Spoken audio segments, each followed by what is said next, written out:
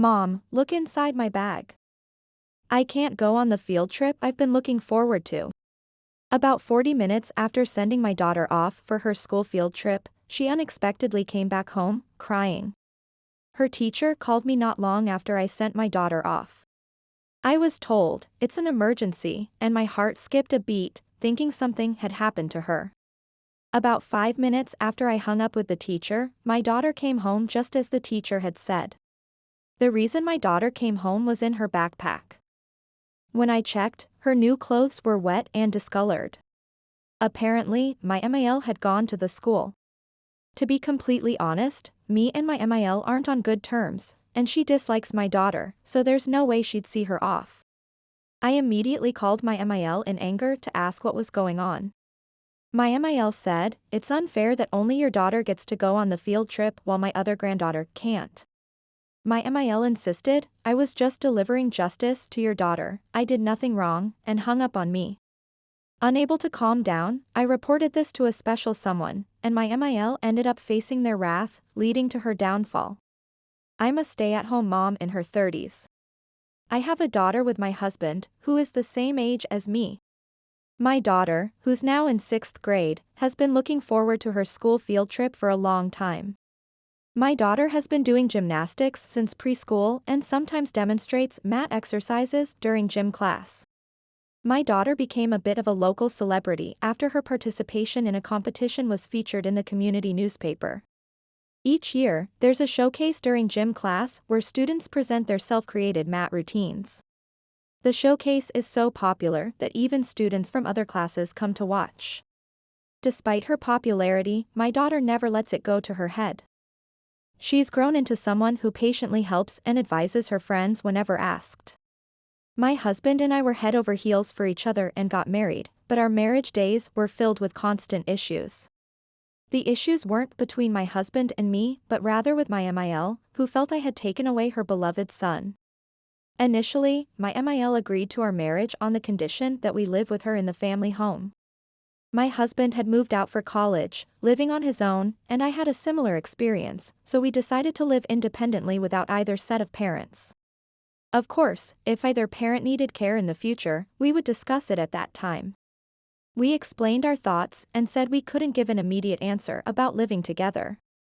We could have said no right away, but we feared it would upset my MIL and worsen our relationship. Then, my FIL intervened, saying, it's asking too much to expect a young couple to live with us. Let them enjoy a few years on their own. My husband took the opportunity to convince my MIL, and the idea of living together was dropped. However, after our marriage, my MIL frequently brought up the topic of living together. You'd think she'd be nice to me if she wanted us to live together, but my MIL did just the opposite. You're young and yet you're just a stay-at-home mom? Must be nice. Back in my day, I worked part-time to help with the finances. Your housework must be perfect, right? So, what's this dirt? She would come over whenever my husband was away, nitpicking everything and leaving with a list of criticisms. When my husband was on overnight business trips, she would stay over, saying it was too dangerous to go home at night, and I'd have to endure her constant snide remarks. I ended up with a mild nervous breakdown, and when my husband realized it was due to his mother's excessive interference, he firmly told her, there will never be any living together, ever. With my husband and FIL keeping her away from me, I began to recover, and soon after, I found out I was pregnant. I was worried my MIL would start interfering again, but since my husband's sister was also pregnant at the same time, MIL was entirely focused on her and paid no attention to us. My MIL showed no interest in our new baby, focusing entirely on my SAL, and while my SAL received a grand celebration, we were practically forgotten. A few years passed, and life was peaceful. My daughter grew up to be an honest child with a strong sense of justice. My MIL believed that the reason she couldn't live with her beloved son was because I had brainwashed and manipulated him. As my daughter grew older, she began to resemble me more than my husband, so at family gatherings, my MIL would treat her coldly. On the other hand, my SAL's daughter looked just like her when she was young, so my MIL adored her. On Christmas, she would give a gift to my SAL's daughter, but never to mine. My FIL would secretly give my daughter a gift, but when my MIL found out, she would snatch it from my daughter's hands. "I won't give anything to the child of a woman who took my son away." That's what she would say. When my FIL and husband scolded her, saying, "Is that something you should say in front of a child?" my MIL dramatically complained, "You're all ganging up on me." My daughter gradually began to realize that her grandmother disliked her. Yet, she never became bitter, and I can only be grateful for the way my daughter grew up. Just before my daughter graduated from kindergarten, my SAL got divorced and took custody of her daughter. After the divorce, my SAL and her daughter, my niece, moved in with my in-laws. My niece, who started living with my in-laws, ended up in the same school district as my daughter, and they were in the same grade. Even though they were in different classes, my niece would often come to see my daughter. My niece frequently borrowed school supplies and other items from my daughter whenever she needed them. I figured this out because I noticed my daughter was going out of school supplies unusually fast, so I asked her how she was using them. At first, I suspected that someone was hiding or throwing away her things as a form of bullying, but that wasn't the case. Naturally, sharing one set of supplies between two people meant they ran out faster. I was relieved to know that she wasn't being bullied, but I couldn't shake off the uneasy feeling. I couldn't help but wonder if this was another form of harassment from my SIL. Since my MIL disliked my daughter and me and often harassed us, my SAL would sometimes make snide remarks toward me as well. Especially after my SAL got divorced and moved in with my in-laws, there were frequent incidents that made me think she was calling just to make snide remarks. "How could a dull woman like you stay married to my brother? He's bound to leave you eventually." My SAL thinks of herself as a capable woman. She would go out of her way to tell me that if someone like her could fail at marriage, I was definitely going to be abandoned by my husband one day. Although it was annoying, I chose to ignore her, thinking she was just jealous of our happy family. Still, I didn't want to believe she'd go as far as to target my daughter. I told myself I might be overthinking things. This decision would lead to unexpected consequences, but that would come later. Time passed, and my daughter became a 6th grader. In 6th grade, there's a school trip. Every time my daughter took the savings for the trip to school, she would say, "I can't wait." Now that she was finally in the right grade, talk of where they would go often came up in our conversations. Once the schedule and location for her trip were set, she'd ask me and my husband what our school trips were like. After my daughter brought home the notice from school about what we needed to prepare, we slowly began getting ready for the trip. My daughter was excited, but I couldn't help feeling a bit worried. A while ago, there was an issue in my daughter's class, and the parents of the involved students were called in. My daughter often said things like, "Why are the boys in my class so dumb?" expressing her concern over their bad behavior. By 6th grade, girls' bodies start to change, and some girls who develop early would begin wearing training bras. My daughter, being a gymnast, had a muscular build and wasn't very developed in the chest area. However, the guide for parents about the school trip mentioned, since it's an overnight trip, the girls will be in separate rooms from the boys, but be mindful of undergarments. It also said, if your daughter isn't wearing a bra yet, it would be good for her to start getting used to it now. There were also notes about menstruation. The letter was meant for parents, but since it was given to the kids to take home, some of them read it out of curiosity. Some mischievous boys reacted to words like period and bra, and started teasing the more developed girls or bothering them out of curiosity. When my daughter reached a certain age, I had already explained to her that her body would go through various changes. Even before the school's note about undergarments, her gymnastics club had covered these topics. Since the outfits worn for competitions show the body's shape, the gymnastics club also discussed how to care for girls as they mature. Because of this, I taught my daughter that everyone grows at their own pace and that teasing someone about their changing body is wrong. My daughter, with her strong sense of justice, stood up for the girls who were being teased and called out the boys' bad behavior. The boy she confronted was the son of a city councilman, and he ran to his father, crying about a bossy girl in his class. The parents of the boys in his group also got involved, causing a commotion at the school, demanding to speak with the parents of the girl who had spoken up. However, since the teasing of well-developed girls had already been an issue, the parents' complaints were not accepted. The parents of the girls who had been targeted firmly stated, if it happens again, we'll report it to the school board, which led the school to take a strict stance against the boys and their parents. My daughter was seen as a hero of justice, and she became even more popular among the girls in her class as a reliable ally. Still, when out of their parents' sight, kids can sometimes behave in shockingly cruel ways. I was worried that the boys' group might retaliate against her. The teacher and other accompanying staff assured me they'd keep an eye on things, but unlike me, my daughter seemed completely unconcerned, as if it was all in the past. We went shopping several times for the school trip. We couldn't do it on the days my daughter had gymnastics practice. During one of our shopping trips, I ran into my SAL. At first, I thought I could manage with just my SAL, but then my MIL appeared from inside the store. They had been shopping together, but my MIL was chatting with a store clerk, so my SAL, who got bored, stepped out first. That's how I encountered my SAL first, with my MIL joining shortly after. What a coincidence. I heard your daughter is popular in her class because of her gymnastics? I can't stand the idea of favoritism among my grandkids. I'll be enrolling my granddaughter in the same gymnastics club as your daughter.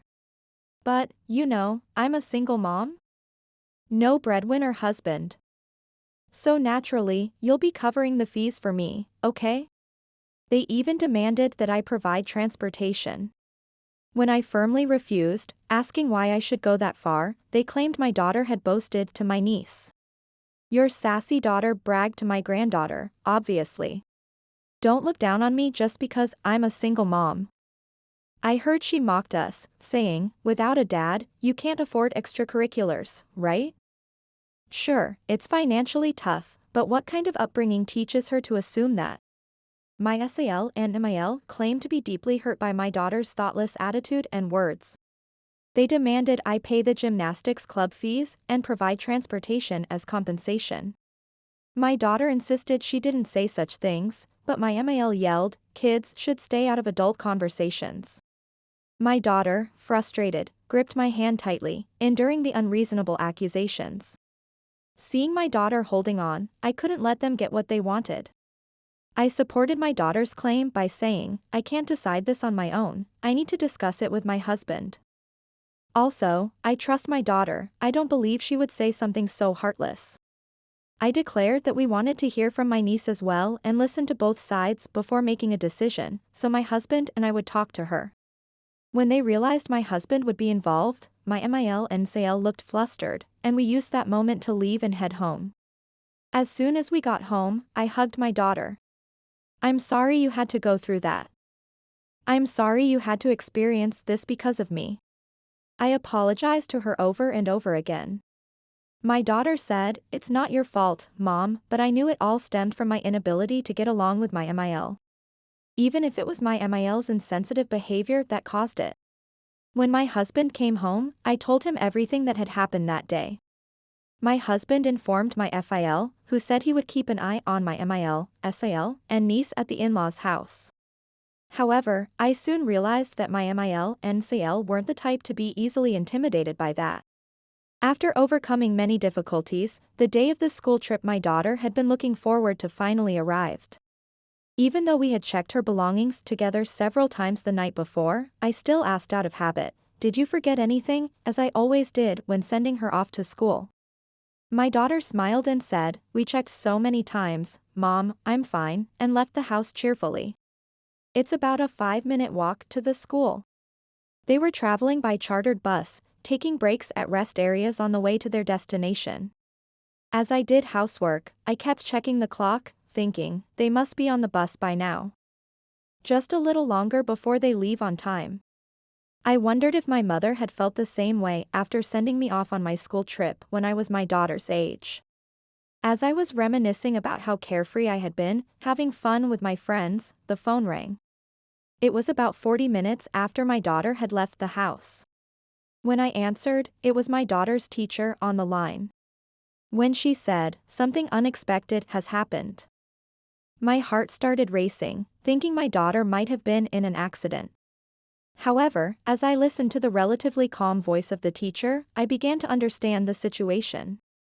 For certain reasons, my daughter was coming home, but if I could drive her to a designated station with her things swapped out, she could catch up with the bus.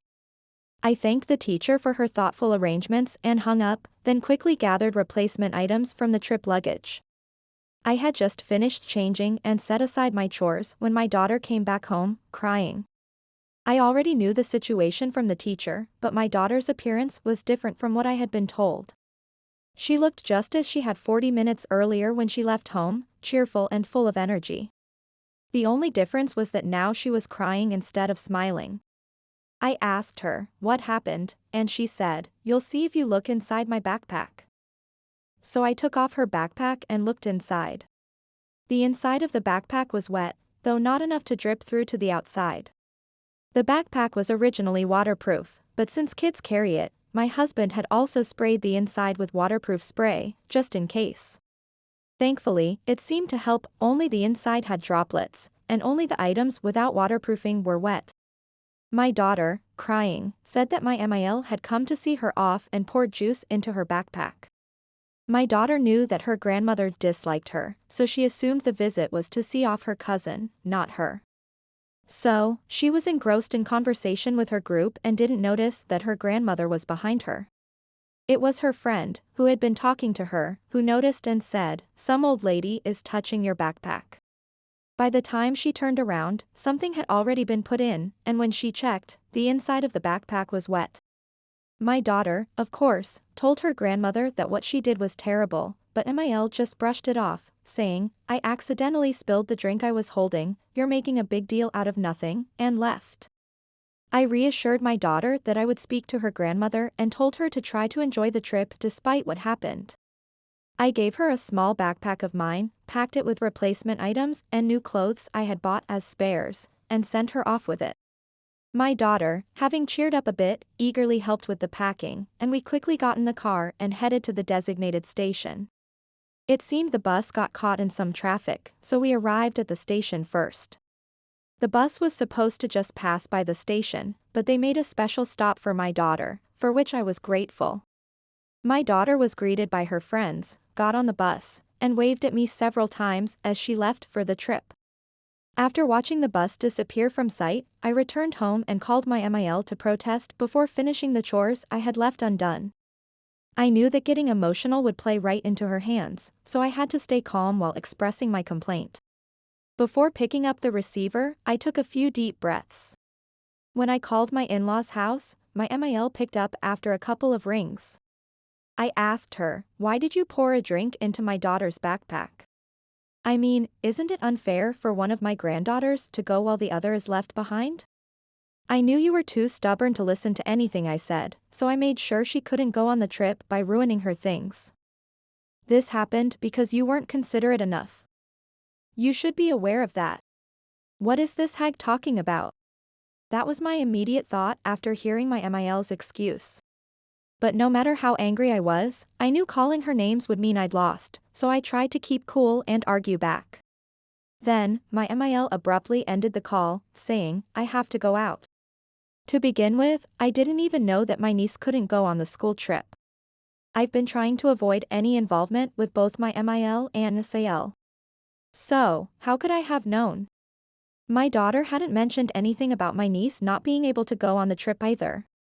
There was no information about her being sick or injured, and even though my SAL and I don't get along, if my niece were ill or hurt, my husband would know. My husband would have at least mentioned it to me if he had known something. Just as my anger was boiling over, my niece called. My niece said she became envious after seeing how much my daughter was looking forward to the trip. So, she told my MIL and SAL that she wanted to go on the trip with her classmates. But since my niece hadn't contributed to the savings for the trip, my MIL told her she couldn't go. My niece overheard my MIL saying the night before, "It's not fair that your cousin gets to enjoy herself while you're stuck here. She should be taught a lesson." She never thought MIL would actually try to stop the trip from happening. She apologized, saying, "I'm sorry." It seems like my niece didn't know her mother wasn't contributing to the savings until my SAL told her. The savings should have been put in an envelope each month, just like the lunch fees, and given to the kids to bring to school. Didn't she wonder why others were handing over their savings to the teacher? That question was soon answered. My SAL had told my niece, the trip is fully paid for, so you don't need to contribute monthly. So, my niece believed her, but when the trip got closer, the truth that she hadn't been saving hit her hard. How cruel my SAL is to do such a thing. Apparently, there are kids in my daughter's class who aren't going on the trip for various reasons. When I was a child, there were also kids who didn't participate in school events due to illness or religious reasons. That's why I've told my daughter not to ask those kids why they're not going. I'm sure the teacher in my niece's class meant well and chose not to press her about the unpaid fees, considering her family situation.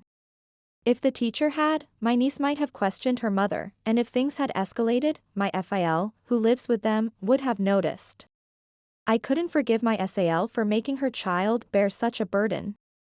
Until now, I had tried to avoid getting involved, but this time I can't just run away. For the sake of my niece, who apologized while my MIL was out, I felt the need to teach them a lesson and decided to fight back. I reassured my niece, telling her, this isn't your fault, and it's an issue for the adults to handle, so don't blame yourself. That evening, when my husband got home from work, I apologized for consulting with him when he was tired and told him about what had happened. My husband immediately contacted my FIL, and we shared the details with him.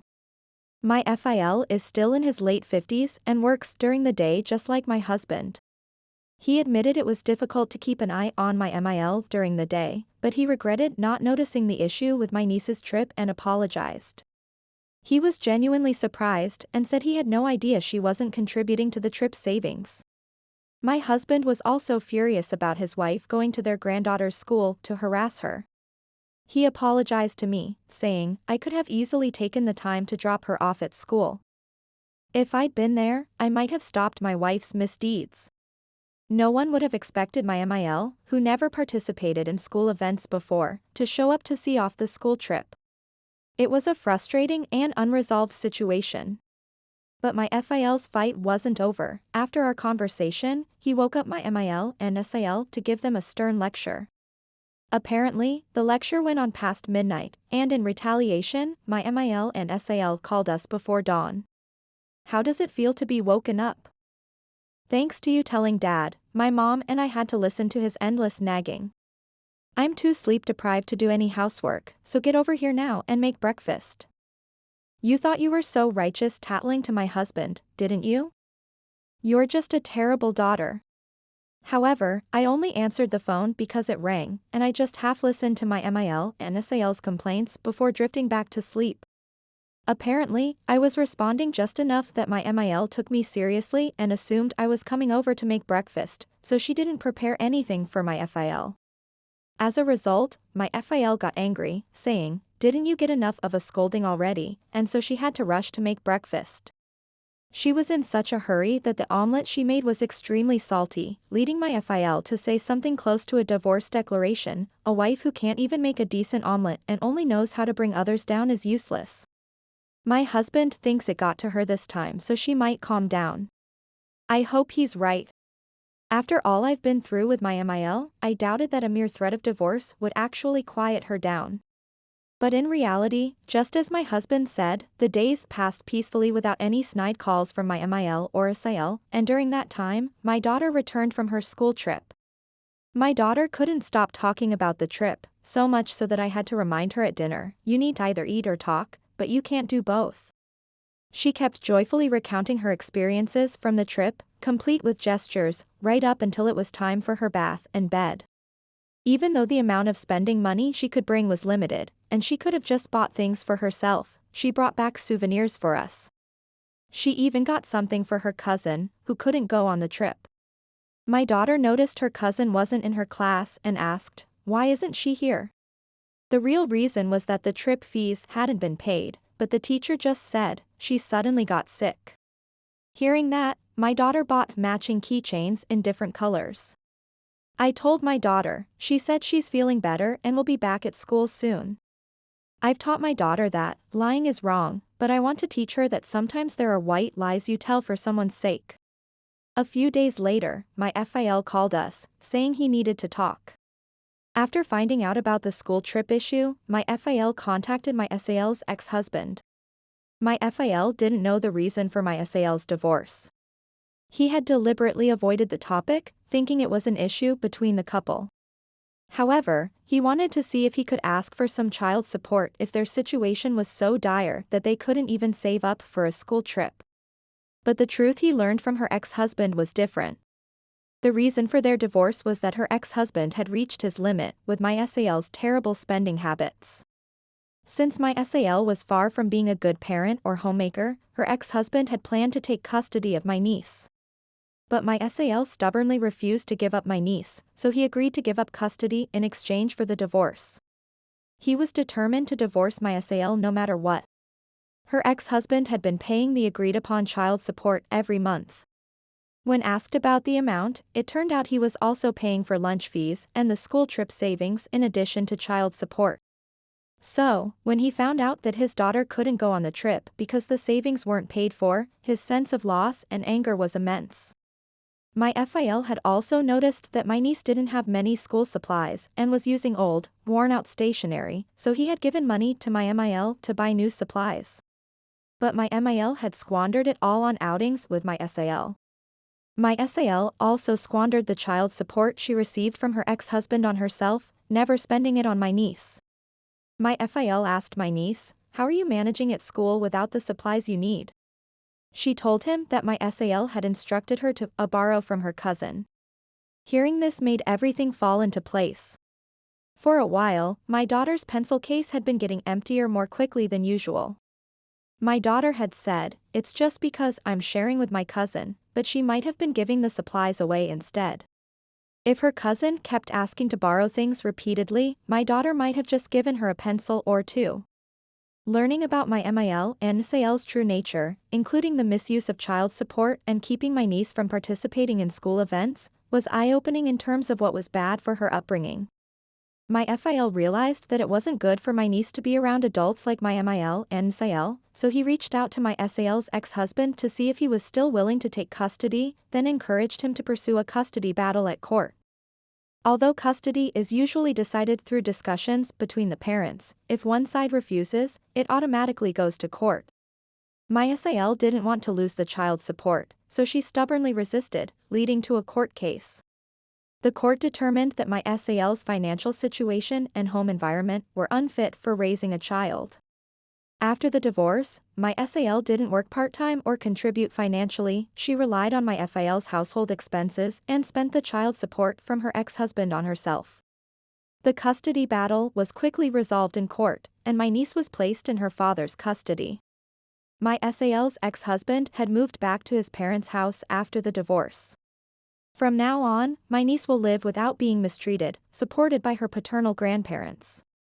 After losing the court case, my SAL came to my place with my MIL in tow. "How dare you meddle with my family? From now on, you're going to be giving me an allowance. I had a good source of money, but ever since you married my son, it's been nothing but bad luck, you demon." They started yelling early in the morning, and despite my husband's attempts to stop them, they barged in and began rummaging through our valuables. I immediately called my FIL for help. My FIL arrived, looking furious, and after profusely apologizing to my husband and me, he forced my MIL and SAL into the car and took them away. A few days later, without any money at their disposal, my SAL and MIL, with no hint of remorse, tried to sneak unpaid items out of a local grocery store, got caught by the staff, and were handed over to the police. Not wanting to ask my husband or me for help, they asked my FIL to be their guarantor while he was at work, which ended up disrupting his job. Finally, fed up with MIL and SAL getting into trouble with the police, my FIL divorced my MIL. My FIL gave the house to them and, having always been fond of my daughter, came to live with us. My MIL took as much as she could in the divorce settlement and kept the house, but she spent recklessly without considering that she'd no longer have my FIL's income to support her. Though she had a roof over her head, the electricity and gas were cut off, and even the water was eventually shut off. When she ran out of money to even buy food, she came crying to me, saying, "I'm sorry for everything, please forgive me."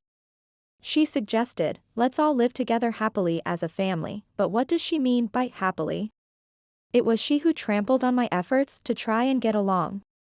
Doesn't she think about working a little to buy herself some food? I told them there was no place in my home for someone who won't even try to be self-sufficient and threw them out. They banged on the door for a while, but eventually, the police were called by a neighbor and warned them to leave. After being questioned by the police, they must have realized that getting caught again would be serious, so they left quietly. They never came crying to us again, but I heard they borrowed a large sum from some shady sources and tried to skip out on the debt without even attempting to work. The old family house was plastered with signs saying, "Pay back what you owe," and at one point, there were loud voices shouting threats, but now I hear that my MIL and SAL are gone, and it's quiet again. I don't know where my MIL and SAL are or what they're doing, and I don't want to know. My niece was taken in by her father and transferred to a new school. However, my niece and my daughter exchanged numbers and are frequently texting other. They also talk on the phone from time to time and seem to enjoy it. My husband and my niece's father seem to have hit it off now, and they exchange parenting tips through email. They've been discussing the idea of a small trip so our daughter and niece can meet up. I can only hope that a bright future awaits both my niece and daughter.